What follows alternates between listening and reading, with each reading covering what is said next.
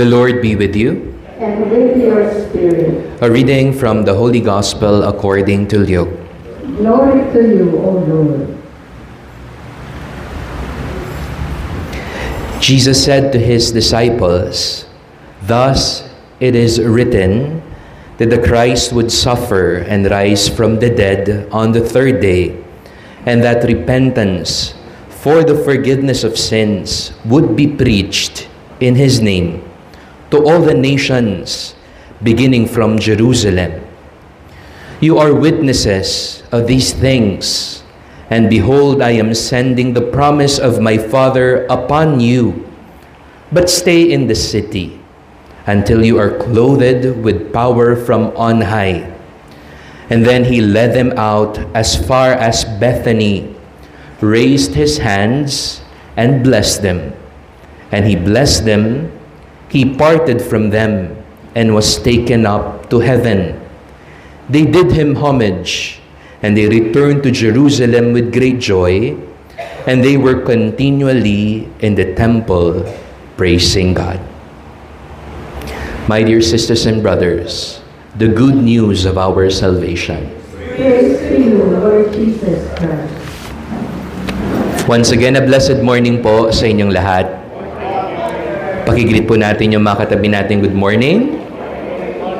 I hope we are in the best of dispositions in order to listen to God's Word this Sunday of the Lord's Ascension.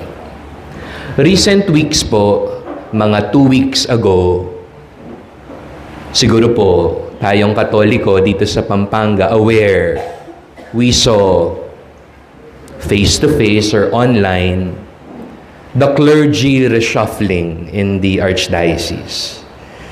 Nagsisilipatan po ang mga kapatid kumpare, except po ako, sa seminaryo ha rin, for their pastoral assignments. Although many people would welcome their new parish priests or shepherds, many are still emotional because the transfer meant a sense of parting, a sense of farewell to their former parish priests. Isa nga pong installation na na-attendan ko, sabi nung kanilang parish pastoral council, marakaling luwang tinulu. So speaking of parting and farewell, naalala ko lang po bigla itong old Kapampangan folk song that my grandmother used to sing to me when I was young. I don't know if you're familiar with it. It goes, "Eka mama ko, mukulalakwan, eka tatangis magbalik ko naman, pangaras ko, ketangayan ko, sulatan nandaka, o bandi ko." Wow! Palakpakan niyo naman po yung sarili niyo. Actually, this folk song in Kapampangan is traditionally in Spanish. The original title is "No te vayas," which means don't go. In short, eka mama ko, don't leave. If we dissect the lyrics of the folk song, there are 2 characters involved. And the characters are lovers. Mikalugudla po. The first character, itang mama ko, the one who bids farewell. And then the second character, itang malalakwan, the one who is left behind. Ita pong malalakwan, she pleads her lover. Eka mama ko, mo kulalakwan, don't go, don't leave me. Ita naman pong mama ko, he assures her lover. Eka tatangis, magbalik ko naman. Don't cry, don't worry. It won't be permanent, it won't be for long. I will come back for you. So the promise and the assurance, my dear sisters and brothers, in the song is that the lover, tang mama ko, will come back no matter what. Katatangis, magbalik ko naman. Potang miras ko, paboren mo, sulatanan da ka. Today is Ascension Sunday. We hear of Jesus' ascension into heaven.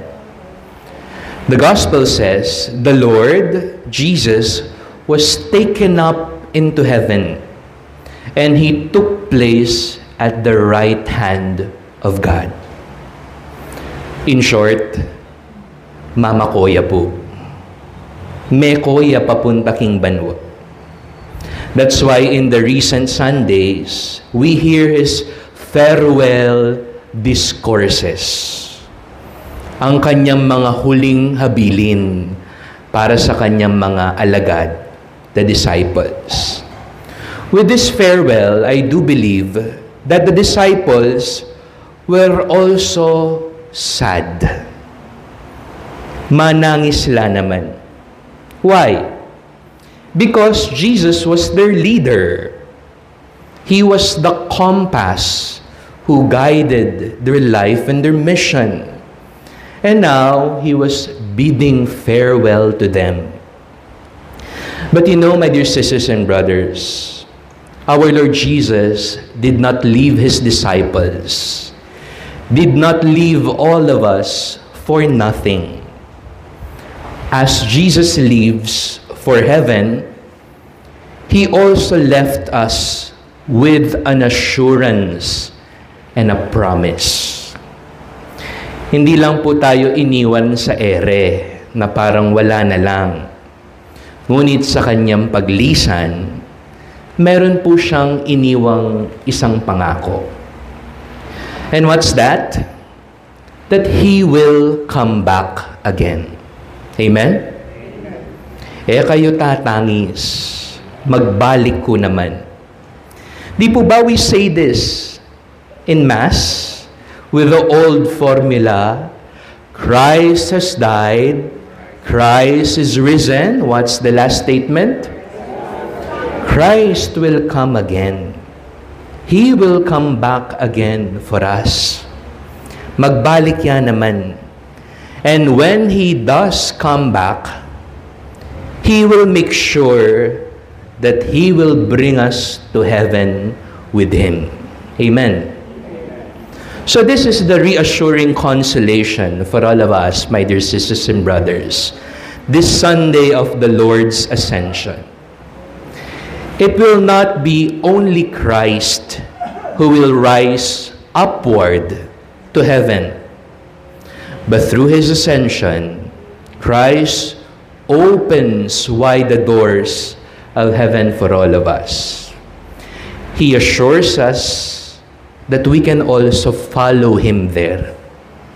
Ang nais po ng Panginoon sa atin, sana makasunod rin tayo sa Kanya sa langit. And as we await for His return, we are asked with this question, what shall we do while we wait for His coming? Ano po kaya ang hamon sa atin habang tayo'y naghihintay sa Kanyang pagbabalik? The Gospel answers this question. Preach repentance and forgiveness. Preach the name of Christ to all the nations. Become His witnesses.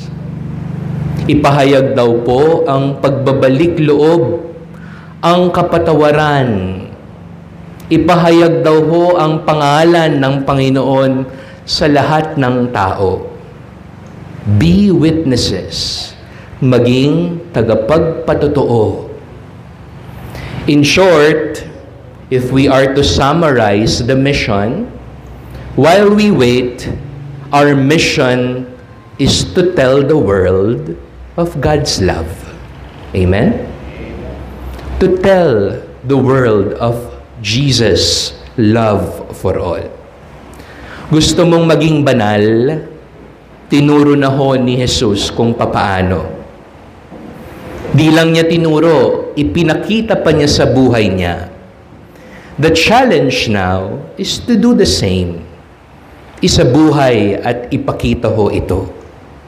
So, now that we wait for His eventual return, we don't stare heaven.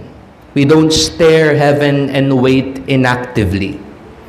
But my dear sisters and brothers, as we wait, we are assured and strengthened to continue a mission. Tell the world of God's love. Amen.